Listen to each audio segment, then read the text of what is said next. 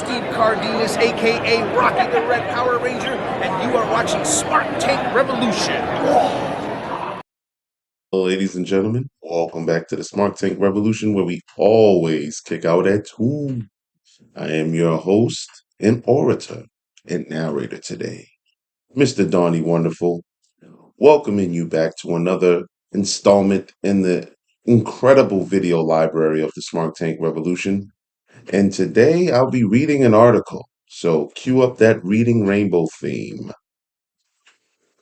Oh, yeah. Some of us millennials might remember this. Indeed.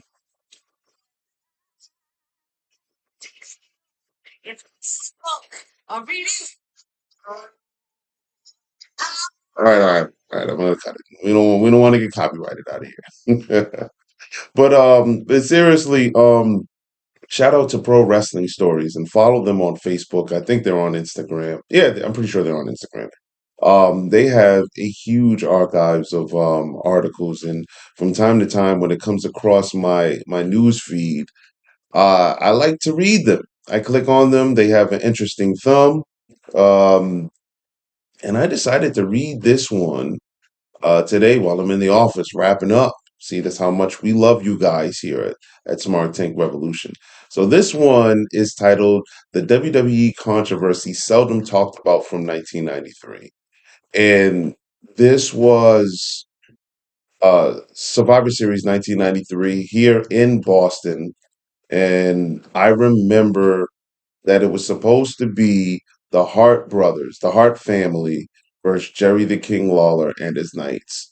Now, found out later that Jerry Lawler he had some legal issues, to put it quite frankly and nicely. He had some legal troubles that derailed him from being able to participate. So insert Shawn Michaels.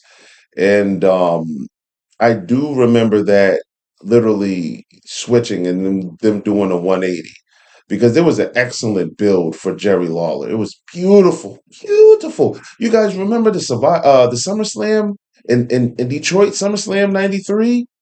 Like the mid card main event was Bret Hart versus Jerry Lawler, and that match was great.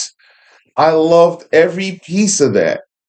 Bret Hart came out first, which was weird at the time. I said, all right, let's do it. And then Jerry Lawler came out on the crutches. He came out on the crutches. And then, said he was in a car accident, but ironically, he was in his wrestling gear, which was great. Cut that promo with Todd Pettingill. Doink the Clown came out, so Bret wrestled Doink, who was played by Matt Bourne at the time. And then Jerry Lawler interferes and hits him with the crutch. And if you read Bret Hart's book, Jerry Lawler really laid it in with the crutch. Go back and watch it. You can see when Bret grabs his face. He's not selling the kicks that Jerry Lawler's giving him to his back, and you can see him look at his hands and make sure he's not bleeding. And then I spoke on this one of the videos on the channel, and then like the spot where the match ends, where Bret Hart puts the sharpshooter on, he really puts the sharpshooter on. And he keeps it that way. And Jerry Lawler is literally like tapping him to ease up, and he just kept, he brought the pain. He said even the agents that came out to kind of break it up, they kept adding weight on him. He was like, "Yeah, this is my payback, mother." Yeah, yeah. But it was one of my favorite stories. There is an episode on the Essentials, in our Essentials playlist where we rate wrestlers. Jerry Lawler was always one of my favorite heels because his feud started the way that was more relatable to me. Somebody talk trash, I'll see you after school at 3 o'clock. And this is how it started. And so they had the fight, but Jerry Lawler would do something menacing to keep it going. And I think that was one of the easiest ways to draw heat. Everybody can relate to that if you've been in a fight before. But let's read this. Okay. So again, this comes from Pro Wrestling Stories. Follow them on Facebook, Instagram. They may be on X.com. I will leave a link in the description box if you guys want to read it, and if you don't want to be serenaded by this beautiful baritone bass voice. But we're going to begin. And I may interject my own um, thoughts, concerns, frustrations, whatever the case may be. This is my first time reading this. So how much I think of you guys. Okay, so let's get started. Let's take you back to a time when Shawn Michaels and Bret Hart got along. Steroids in wrestling were all over the news, and the WWE controversy took place outside the ring, causing Jerry Lawler to be taken off television tapings for a short period of time. Yes, I do remember that. All right. The WWE controversy in 1993. 1993 was a strange time for Vince McMahon and the World Wrestling Federation. Vince had been indicted in federal court after a 2-year steroid controversy engulfed promotion. As a result, Vince had to temporarily cede control of the WWF over to his wife, Linda. How'd that go? Shout out to Linda McMahon. This was a transitional period for the company as Hulkamania had run its course, with Hogan leaving the company in mid 93. Ratings and storylines plummeted as Vince looked to build up new stars to take his place. In parentheses, it says, see All American Lex Luger. Ain't that the truth? Okay, let's go on. While the steroid scandal was playing out all over the news at the time, one particular WWE controversy occurred, which somehow managed to go unnoticed. In 1993, Lawler was indicted for sodomizing a 15-year-old girl, which caused him to miss Survivor Series 1993. Well, damn. Okay. That kind of changes a lot of things. Good Lord. Well, let's continue to read. Before the case went to court, the girl admitted that she made up part of her story, which was good enough for her for the charges to be dropped. Whoa! All right. I was ready to crucify this man, and they fixed it within the next sentence. Thank God. All right. Okay, carrying on. Lawler soon later returned to WWF television, with the matter never being brought up again. According to Brian Lawler, Jerry's son, the girl followed him to his hotel room. When it came, oh sorry, when it came to go to court, the girl's story fell apart because it was just a ploy to make her boyfriend jealous. Once this information became known, all charges were dropped. Phew. We have hundreds of great pro wrestling stories, but of course you can't read them all today. And it says to sign up. Okay.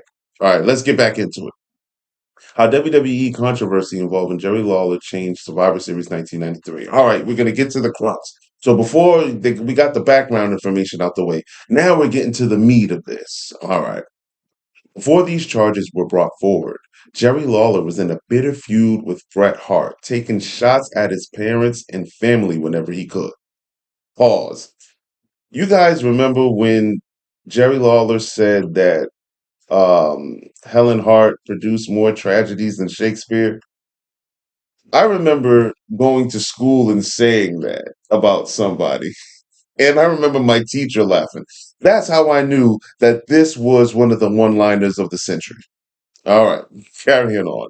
The storyline was building up towards a payoff at the Survivor Series 1993 pay per view through a traditional 4 versus 4 Survivor Series style matchup with the Hart family, Brett and brothers Owen, Bruce, and Keith versus Jerry Lawler and his 3 knights. The only problem was, if you were watching at the time, Lawler was nowhere to be found on the day of the pay per view due to the charges being brought against him. Shawn Michaels swiftly replaced him with no explanation given to the viewing audience, leading to the rather unusual pairing of Shawn Michaels with 3 masked knights, Barry Horowitz, Greg Valentine, and Jeff Gaylord from the USWA. Now, we all know what happened 4 years later in Montreal. Pause. Carrying on. In this matchup, however, in 1993, Brett had nothing but good things to say about Sean and how he did a superb job stepping in as a last minute replacement to Lawler. They just had to reference. Related, the Montreal Screw. No, we ain't even going to go there. Carrying on.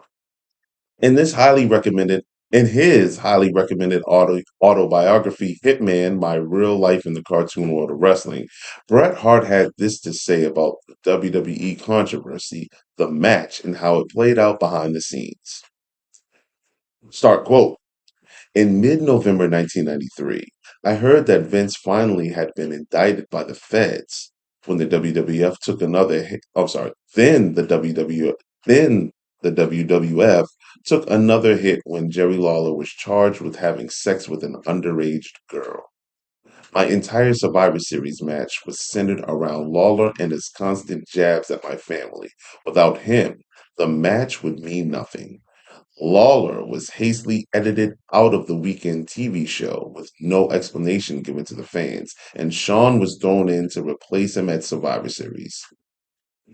Pause. So I do remember the one promo they had where Shawn Michaels was allegedly outside of the Brett's parents' house, and he goes in, and somebody, if you find this on YouTube, leave a link in the comment section, and engage with us there. But I do remember that one produced segment where they go in the house and they have someone in a mask. You're supposed to be Stu Hart is in an elderly mask sitting in a wheelchair playing Super Nintendo. And I just remember at the time, like, damn, Brett's family plays Super Nintendo. His parents still play Super Nintendo. All right. I'm sorry for that tangent. Okay, carrying on. On November 23rd, Smith, Bruce, Keith, Wayne, Ross, Georgia, and my parents all flew into LaGuardia. Let's see. Vince had invited my brothers to have a brawl at the Survivor Series against three masked wrestlers and Lawler. Now Sean would be standing in his place, with Stu managing from the floor. And he thought it best that we have a rehearsal at the WWF's TV studio in Stamford the day before the pay-per-view. I got the Hearts, Sean, and the Knights, the one time only name they picked for the masked wrestlers, in the ring to explain how the match would go. Interesting. Owen gave me a nudge to alert me that Bruce had pulled the biggest and greenest of the knights aside and was giving him a script the size of Gone with the Wind, with Bruce presumably playing Rhett Butler.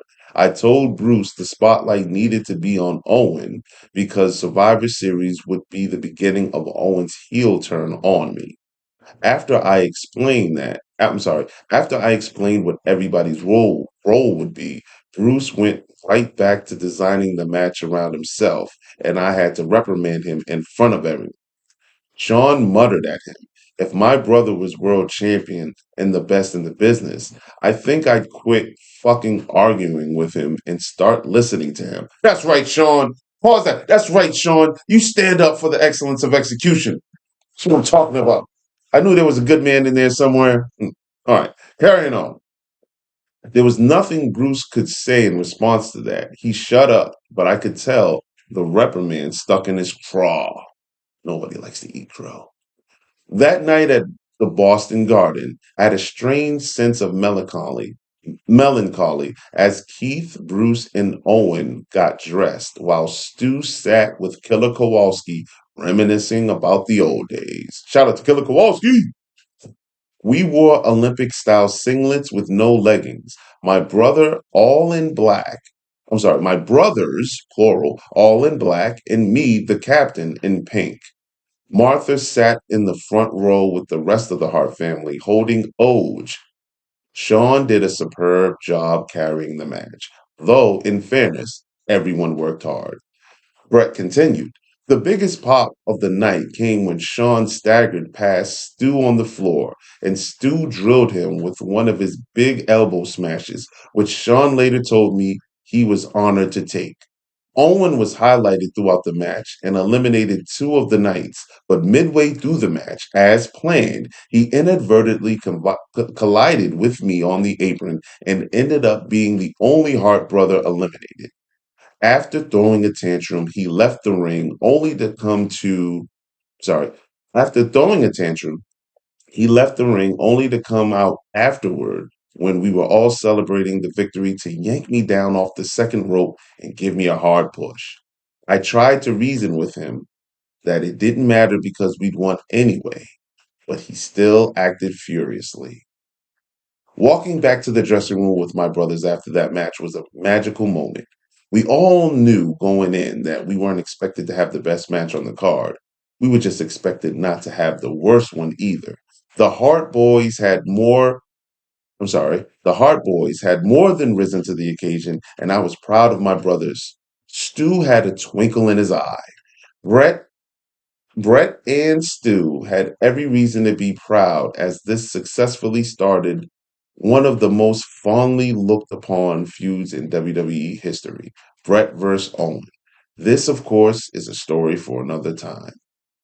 All right, so by the way, after Stu had a twinkle in his eye, that's where I was supposed to say end quote. That's where the excerpt from the book ended. And then it went into this beautifully concluded sentence here. I'm going to read it again. Brett and Stu had every reason to be proud as this successfully started one of the most fondly looked upon feuds in WWE history, Brett versus Owen. This, of course, is a story for another time. And yes, it was. That set up 1994. And out of that, we had that that kind of family turmoil spilled over at the Royal Rumble. We got the best WrestleMania opening match ever, the best WrestleMania brother versus brother match ever. Um, we had some King of the Ring. Yeah, they didn't wrestle each other, but Jim Neidhart came back into the fold and aligned with Owen. So that played out there, and then their match at SummerSlam, the cage match, another great one.